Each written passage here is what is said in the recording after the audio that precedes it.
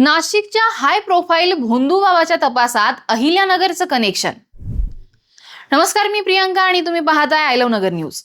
स्वयंघोषित अंकशास्त्रज्ञ आणि राजकीय वर्तुळात सक्रिय असलेले कॅप्टन अशोक खरात यांच्यावर बलात्कार व लैंगिक शोषणाचे गंभीर आरोप करण्यात आले आहेत। त्यांच्याकडील पेन ड्राईव्ह मध्ये 58 व्हिडिओ सापडले। हे प्रकरण सध्या राज्यभर गाजते। मात्र तुम्हाला माहिती आहे का, या प्रकरणाच्या तपासात अहिल्यानगरचा मोठा संबंध आहे। या अशोक खरातवर झालेला पहिला गंभीर आरोप ते आता त्याचा सुरू असलेला तपास, या सगळ्याचा अहिल्यानगर जिल्ह्याशी कसा संबंध आहे, चला जाणून घेऊयात। अशोक खरात हा राजकीय वर्तुळातील अंक ज्योतिषातील व्यक्ती म्हणून प्रसिद्ध आहे। अनेक राजकीय नेत्यांचा तो गुरुही असल्याचा आरोप सध्या होतोय। राज्य महिला आयोगाच्या अध्यक्षा रुपाली चाकणकर यांचे ते गुरु असल्याचं सांगितलं जात आहे। उपमुख्यमंत्री एकनाथ शिंदे, माजी मंत्री जयंत पाटील, खासदार निलेश लंके यांच्यासह अनेक राजकीय दिग्गजांचे त्यांच्या बरोबर फोटो आहेत।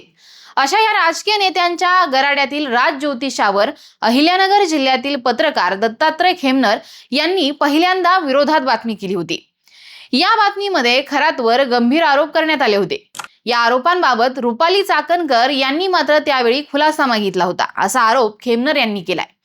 या प्रकरणानंतर 1 वर्षांनी अशोक खरात विरोधात नाशिकमध्ये आता त्याच आरोपांचा गुन्हा दाखल झालाय। पीडित महिलेला आक्षेपार्ह व्हिडिओ खरातचा ऑफिस बॉय असलेला नीरज जाधव याने पाठवला होता।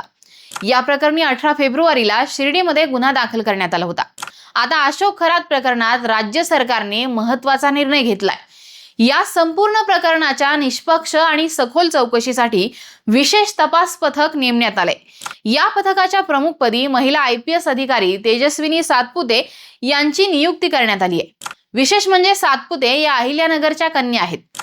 राज्य गृह विभागाने घेतलेल्या या निर्णयानुसार अशोक खरात यांच्या विरुद्ध नोंदवलेल्या 3 स्वतंत्र गुन्ह्यांचा तपास आता SIT एकत्रितपणे करणार आहे। महाराष्ट्र पोलीस मुख्यालयाने या प्रकरणाची गंभीर दखल घेत उच्चस्तरीय तपासाचे आदेश दिले आहेत। अशोक खरात यांच्या विरुद्ध नाशिक शहरातील सरकारवाडा पोलीस ठाण्यामध्ये 35 वर्षीय महिलेवर लैंगिक शोषण आणि बलात्काराचा गुन्हा दाखल झाला होता।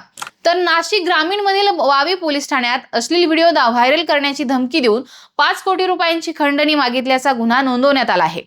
खरातवर अश्लील व्हिडिओ व्हायरल करण्याची धमकी देऊन 5 कोटी रुपयांची खंडणी मागितल्याचा गुन्हा देखील नोंदवण्यात आला आहे। सध्या त्याच्या घराची कसून चौकशी सुरू आहे।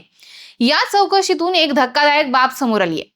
याशिवाय अहिल्यानगर जिल्ह्यातील शिर्डी पोलीस ठाण्यात एका पीडितेचे अश्लील फोटो व्हायरल केल्याप्रकरणी त्याच्यावर गुन्हा दाखल करण्यात आलाय। मिरगाव येथील फार्म हाऊसच्या झडती दरम्यान पोलिसांना एक पिस्तूल आणि काही जिवंत काडतुसं सापडली आहेत। ती पोलिसांनी जप्त केली आहेत। या कारवाईमुळे अशोक खरातचे धाबे दणाणले असून तपासात आणखीन कोणते मोठे मासे गळाला लागतात याकडे सगळ्यांचं लक्ष लागलं आहे। घरातील पिस्तूल आणि काडतुसे कोणत्या कामासाठी वापरली जाणार होती, असा प्रश्न आता उपस्थित होत आहे। याचा सखोल तपास हा पोलिसांकडून सुरू आहे।